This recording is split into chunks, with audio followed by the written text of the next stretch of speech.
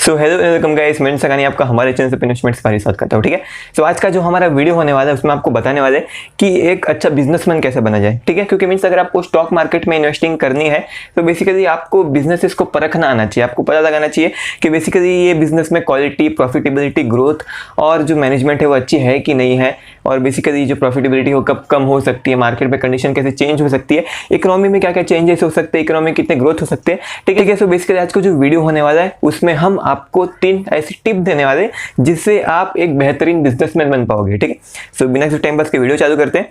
ये जो बिजनेसमैन है या फिर जो बिजनेस है उसकी जो जानकारी देना, बिजनेसमैन बन पाना, ये बेसिकली एक लाइफ लॉन्ग प्रोसेस है। देन आपको अच्छा खासा एक्सपीरियंस होना चाहिए। अलग अलग आपको जो लोग हैं उनकी जो गलती है वो बेसिकली गलती के बारे में पता होना चाहिए। ठीक है, क्योंकि मीन्स ये जो गलती है वो गलती से बहुत कुछ सीखने मिल सकता है। ठीक है, यानी ये जो बिजनेसमैन बनने का जो प्रोसेस है वो बेसिकली एक कंटिन्यूस प्रोसेस है। आपको कोई एक कोर्स या फिर कोई एक वीडियो या फिर बेसिकली कोई एक बुक आपको अच्छा बिजनेसमैन नहीं बना पाता। जैसे अगर हम बात करेंगे यहाँ पे ब्रश करने की, सो अगर मैं 1 महीने तक ब्रश ना करूँ एंड देन महीने के आखिर के एक दिन मैं 4-5 घंटे तक एक साथ ब्रश करूँ तो क्या होगा? मेरे दांत बिल्कुल भी अच्छे नहीं होने वाले, लेकिन उसके बदले जो मेरे दांत है उनमें खून आने लग जाएगा क्योंकि मैंने इतनी सारा ब्रश की। मेरे जो माउथ है उसकी जो पीएच है वो चेंज हो जाएगा, मेरा माउथ में भी थोड़ा एसिडिक बन सकता है जिसकी वजह से बहुत सारी प्रॉब्लम आ सकती है मेरी बॉडी में। सो अगर महीने तक आप ब्रश करोगे तो बेसिकली कुल मिला के आप 1 घंटे तक ब्रश करते हो, हर दिन 2-2 मिनट पकड़ेंगे तो। लेकिन अगर आप 1 महीने के अंत में 4-5 घंटे तक ब्रश करोगे फिर भी उससे कुछ फायदा नहीं होगा। आपको फायदे के लिए हर दिन 2 मिनट तक ब्रश करना ही पड़ेगा। ठीक है, सो इसलिए बेसिकली ये बिजनेस का भी कुछ ऐसा ही है, बिजनेसमैन बनने का भी ऐसा ही है। आपको हर रोज कुछ ना कुछ थोड़ा बहुत सीखना पड़ेगा। आपको अलग अलग बिजनेस के बारे में जानना पड़ेगा, अलग अलग क्या बोलते हैं बिजनेस मॉडल के बारे में जानना पड़ेगा, अलग अलग कंपनी के बारे में जानना पड़ेगा, अलग अलग नए नए प्लान्स, नए इनोवेटिव स्ट्रेटेजी, अलग अलग स्टार्टअप, ये सबके बारे में आपको जानते रहना पड़ेगा। जिससे बेसिकली आपका जो दिमाग है उसमें डेटा बढ़ते जाएगा, जिसकी वजह से आप आपके दिमाग में खुद एक बहुत बड़ी डेटा की लाइब्रेरी चालू कर पाओगे। तो जो सबसे पहली टिप है वो यही है कि आपको इकोनॉमी की स्टडी करनी पड़ेगी। आपको इकोनॉमी को देखना पड़ेगा, इकोनॉमी को ऑब्जर्व करना पड़ेगा। आप जब भी मीन्स फ्री होते हो तो बेसिकली आपको फ्री होने के बाद आपके क्रश के बारे में नहीं सोचना है, आपको आपकी गर्लफ्रेंड के बारे में नहीं सोचना है, या फिर आपको भाई बहन सब चीज़ों के बारे में नहीं सोचना है। आप चाहो तो सोच सकते हो, लेकिन उसमें से कुछ टाइम बचा के आपको इकोनॉमी के बारे में भी सोचना है। आपको किसी एक पर्टिकुलर बिजनेस के बारे में सोचना है, उसके बिजनेस मॉडल के बारे में सोचना है। जैसे कभी मैं फ्री होता हूँ तो मैं क्या सोचता हूँ, मैं सोचता हूँ कि जो जोमेटो है उसकी वैल्यूएशन कुछ ज़्यादा हाई है, तो क्या उसके पीछे के जो फैक्ट है वो इतने हाई वैल्यूएशन को जस्टिफाई कर पाते। फिर मैं सोचता हूँ कि भाई इसका बिजनेस मॉडल क्या है, ये कैसे पैसा कमाती है। अभी बेसिकली ऑर्डर लेके पैसा कमाती है, सो ग्रोथ का है। ग्रोथ बेसिकली आगे जाके मे बी जो पर कैपिटा यानी हर यूजर के ऊपर का जो खर्चा है, यानी हर यूजर जो ऐप पे खर्चा करता है वो बढ़ सकता है आगे जाके। मे बी यूजर्स भी बढ़ सकते हैं, मे बी वो क्लाउड किचन की अलग अलग चीज़ें निकाल सकते हैं, मे बी जब वो खाने की डिलीवरी करने जाते तो साथ ही साथ वो अपने जो डिलीवरी वाले जो बंदे रहते हैं उनसे वो लोग लॉजिस्टिक किया है। बेसिकली जो अमेजोन के पार्सल आते हैं या फिर जो चिट्ठी आती है या फिर ऐसे कोई भी पार्सल आते हैं उन सब की डिलीवरी भी करवा सकते हैं। सो जो पॉसिबिलिटी है वो एंडलेस है। सो जिसके वजह से जो जोमेटो का जो वैल्यूएशन है वो थोड़ा बहुत बढ़ जाता है, लेकिन मेरे हिसाब से वो फिर भी इतना ज़्यादा नहीं बढ़ पाता कि मैं पर शेयर उसका 120, 130, 140 रुपया दे सकता हूँ। ठीक है, सो कुल मिला के ऐसी स्टडी आप कर सकते हो। देन ओयो के बारे में सोच सकते हो। ओयो का बिजनेस मॉडल क्या है, वो बेसिकली जितने भी होटल्स रहती है उन होटल के जो कमरे हैं वो पहले ही बुक कर देते हैं, देन उसको आगे वो रीसेल करते हैं, बंदे को आगे बेचते हो। ठीक है, सो मीन्स इसका जो बिजनेस मॉडल है वो बहुत ज़्यादा बेसिक है, लेकिन अगर देखोगे तो यहाँ पे आपको बहुत सारी प्रॉब्लम देखने मिलेगी। सबसे पहली प्रॉब्लम तो यह है कि उस होटल के जो आजू बाजू वाले होटल है उसमें जो कंपटीशन है वो बढ़ जाएगा। वो लोग बेसिकली ओयो को हर्ट करने के लिए वो लोग ओयो से भी कम प्राइस पे सब चीज़ें कर सकते हैं। और बेसिकली और भी बहुत सारे अलग अलग फैक्टर है। जैसे अगर हम होटल एसोसिएशन वालों की बात करेंगे तो वो खुद अपना वापस से ऐसा एक ऐप बना सकते हैं जहाँ पे वो जो ओयो है उससे ज़्यादा डिस्काउंट दे सकते हैं, या फिर कोई और कॉम्पिटिटर यहाँ पे आ सकता है। सो मुझे ऐसा पता ही नहीं है कि कोई एक कॉम्पिटिटर आके यहाँ पे ये जो ओयो जैसा एक बिजनेस मॉडल खड़ा क्यों नहीं कर सकता, लेकिन मेरे को पता नहीं है कि क्या हो सकता है आगे। सो मेरे हिसाब से मैंने ये एनालिसिस किया है। अगर आपने भी कोई एनालिसिस किया होगा तो आप नीचे हमें कमेंट सेक्शन में बता सकते हो। ठीक है, जो सबसे पहली चीज़ जो आपको करनी है वो आपको इकोनॉमी को ऑब्जर्व करना है। आपको देखना है कि कौन सा बिजनेस कितनी प्रॉफिटेबिलिटी कमा पा रहा है, उसके जो प्रॉफिट है क्या वो आगे जाके इंक्रीज हो सकते हैं, उसके जो मार्जिन्स है क्या वो आगे जाके इंक्रीज हो सकते हैं, उसके मार्जिन्स को इंक्रीज होने के लिए क्या क्या चीज़ की जरूरत पड़ेगी, उसका सेल्स कैसे इंप्रूव हो गया। ठीक है, सो बेसिकली आपको ये हर एक चीज़ की स्टडी करनी पड़ेगी। यानी मीन्स आप समझिए आपने फ़ोन उठाया और फ़ोन में आपको नोटिफिकेशन आए भाई इसने ये शेयर खरीदा, उसने ये शेयर खरीदा। सो आपको वो भी देखना पड़ेगा कि भाई राकेश झुंझुनवाला ने ये कंपनी का शेयर खरीदा। सो राकेश झुंझुनवाला को क्यों लगता है, मीन्स ऐसा क्या लगता है जिसकी वजह से उसने शेयर खरीदा होगा। मैं ऐसा नहीं बोल रहा हूँ कि आप भी वो शेयर खरीदो, मैं आपको सिर्फ ऐसा बोल रहा हूँ कि आप भी उसकी स्टडी कर सकते हो। जैसे राकेश झुंझुनवाला जी ने बेसिकली उनकी खुद की एयरलाइन चालू करने की बात की थी। सो ऐसा क्या लगता है उनको जिसकी वजह से वो अपनी एयरलाइन चालू कर सकते हैं? आप कोई भी टीवी शो देखते हो, सो आपको ये जानना है कि वो टीवी शो पैसे कैसे कमाता है। जो हिस्ट्री टीवी 18 है उस पर एक शो आता है फॉर्ज एंड फायर, वो कैसे पैसे कमाता है। सो बेसिकली आप ये सब चीज़ें सीख सकते हो जिसकी वजह से आपको इकोनॉमी का एक और बिजनेस का एक अच्छा खासा आइडिया मिलेगा, जिसकी वजह से आप अच्छे खासे बिजनेसमैन बन पाओगे। सो ये तो हो गया लेसन नंबर 1। अब ये लेसन नंबर 2 क्या है? लेसन नंबर 2 है कि आपको बेसिकली स्टोरी बनाना आना चाहिए।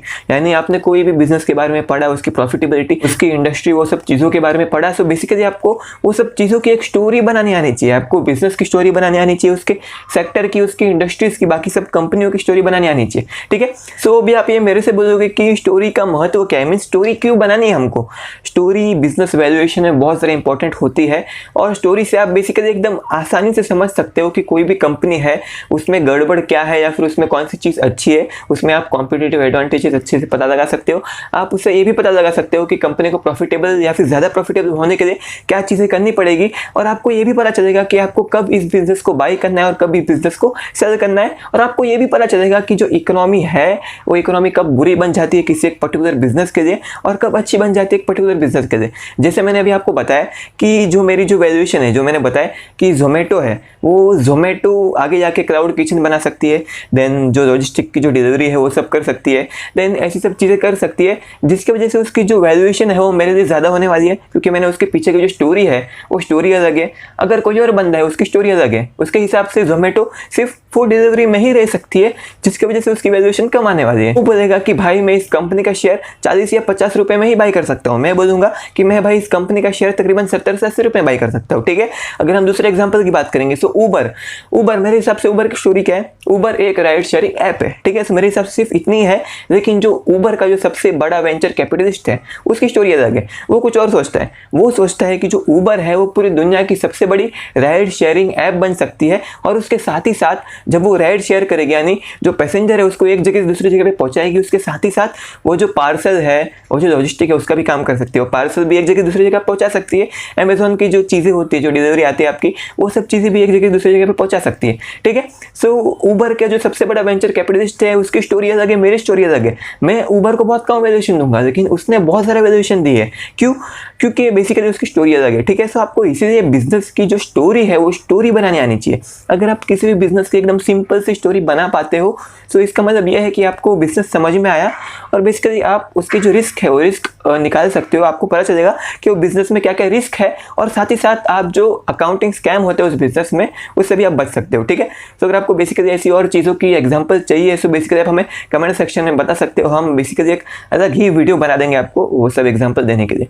सो अभी कुल मिला के हो चुका है ये दूसरा टिप। अब ये तीसरा टिप क्या है? जो तीसरा टिप है वो ये है कि आपको पता लगाना पड़ेगा कि हर एक जो डील होती है, जो हर एक बिजनेस ट्रांजैक्शन होता है, उसमें पागल कौन है। उसमें आपको एक फूल ढूंढना है। फूल यानी बेसिकली वो भगवान पे चढ़ाते वाला फूल नहीं, बेसिकली फूल यानी पागल की बात कर रहा हूँ मैं यहाँ पे, क्योंकि जो हर एक कोई भी डील होती है उसमें एक ना एक पागल होता ही है। ठीक है। यानी समझ जाए कि मैंने किसी एक कंपनी का शेयर खरीदा, मुझे लगता है कि उस शेयर की जो वैल्यू है वो ज़्यादा है, जो सामने बेचने वाला है उसको लगता है कि उस शेयर की जो वैल्यू है वो कम है। सो मेरे हिसाब से, अगर मेरे हिसाब से जो मेरा फैक्ट है अगर वो सही है, मेरा एनालिसिस सही है, तो यहाँ पे सामने वाला फूल है। अगर वो फूल नहीं है और मुझे कोई फूल मिलता भी नहीं है, तो बेसिकली मैं फूल हूँ। ठीक है।